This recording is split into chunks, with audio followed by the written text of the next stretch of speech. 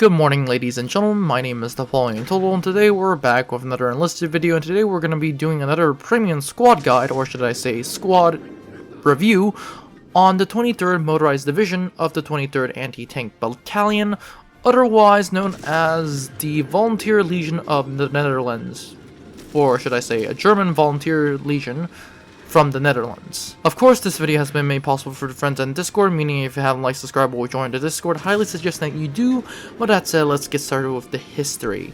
When the Germans invaded Netherlands in May 1940, several political parties in the Netherlands sympathized with the authoritarian and anti-democratic ideals of the Germans, the most important being the National Socialist Movement of the Netherlands, founded in 1931. For example, of the Nazi Party in Germany. It was initially gained interest from the Dutch middle class, but never gained widespread support. It polled only 3% in 1939.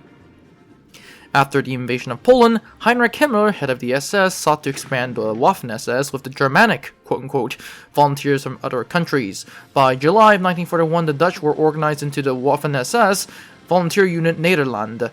The formation was the size of an enforced infantry battalion with 5 motorized companies. The unit was again reassigned as the SS Legion Volunteer Nederland, and in November 1941, the Legion was ordered to the front rear of Leningrad under overall command of the Army Group North Area Rear.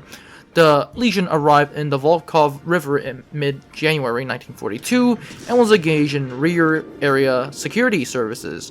In late July, it was transferred north in support of units on the siege of Leningrad. The unit then took part in the offensive of Neustadt, which ultimately called off due to the deal with the Soviet Shayavu offensive. The Legion was then moved to south of near Lake Latuga, and in the end of 1942 emerged as the 2nd SS Infantry Brigade. In January 1943, the Dutch divisions were heavily involved in the defense against Soviet attempts to lift the siege of Leningrad. In April 1943, the unit was sent back to Germany to reinforce as the SS Volunteer Panzergrenadier Brigade Nederland. And in September 1943, the brigade was then sent to the independent state of Croatia, or formerly Yugoslavia, to join Steiner's, yes, that Steiner's 3rd SS Panzer Corps formation in the area. Upon its arrival, the brigade received another 1,500 Dutch recruits drawn from the SS Viking. During this time there, the elements of the brigade were then engaged in rear security operations. During the period, the brigade was redesignated as the 4th SS Volunteer Panzer Grenadier Brigade Nederland. At this time, its strength stood at roughly 9,300 men.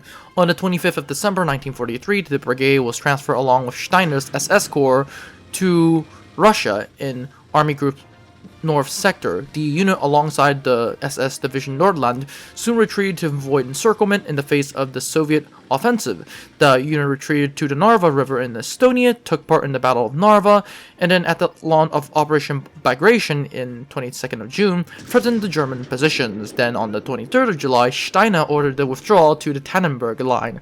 The unit was then destroyed from the air from the 24th of July, with few personnel reaching the Tannenberg Line a week later. The regiment was ordered to reform at Schlockau, and the Soviet forces cut off the Army Group North in the Cortland area, creating the Cortland Pocket.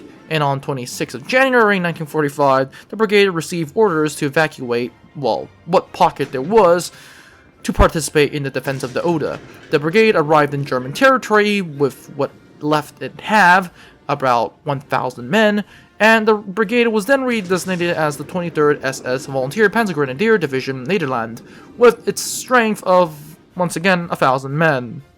The new division was then attached to Steiner's 11th SS Panzer Army, defending the northern Oder area. The Nederland took part in the Operation Stonewall and the battles near Alpdam in February 1945. In April of 1945, the division was split into 2 battle groups, and by the Soviet offensive of 16th of April, had broke the German lines of 25th, cutting once again the unit in half. One of the battle groups broke out west, surrendering to the US Army, and the other battle group was pushed by the Soviet offensive into around Kabul. The remnants were then absorbed into the Kampfgruppen Vegve on the 15th Waffen-SS Panzergrenadier Division.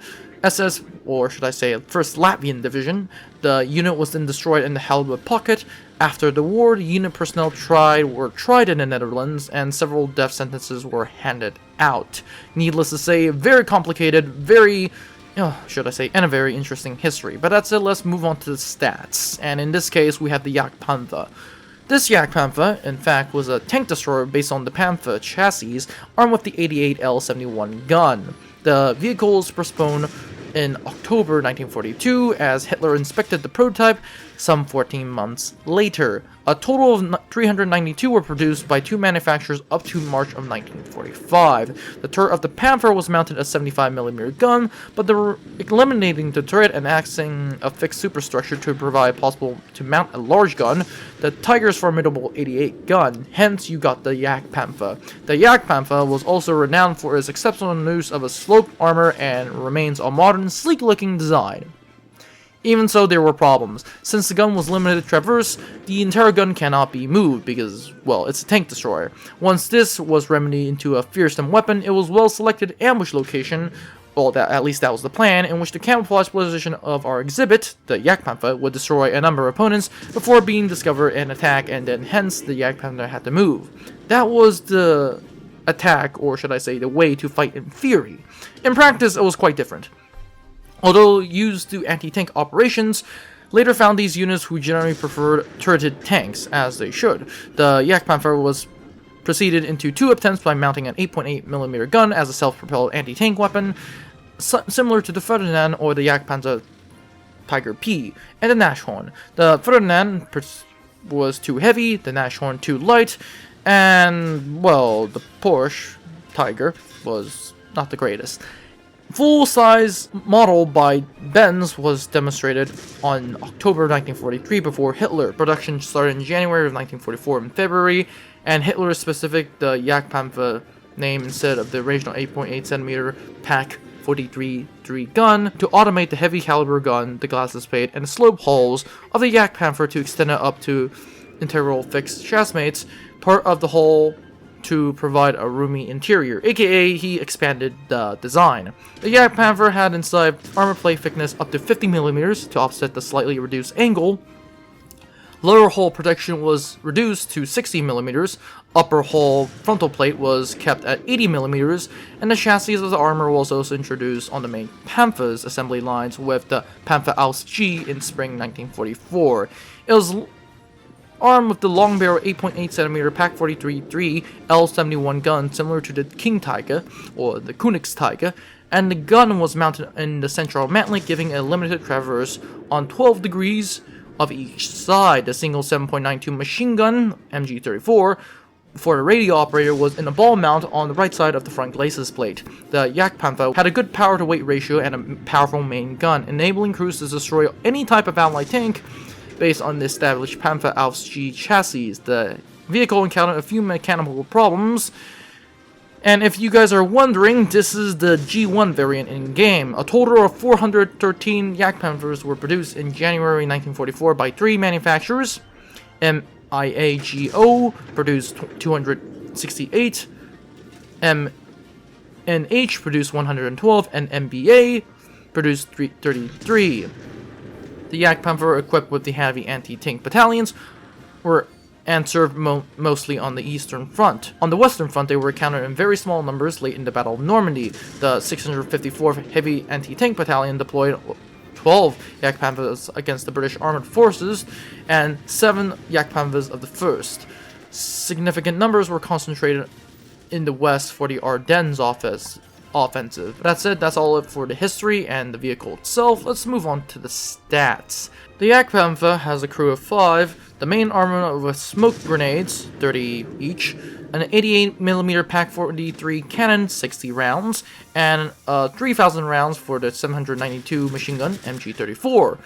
Of course, the maximum speed is 55 km per hour, hull armor of 60 in the front, 40 in the side, 40 in the back, 20 on the bottom, and turret armor, which there isn't a turret, of 120 in the front, 50 on the side, 40 on the back, 25 on the top.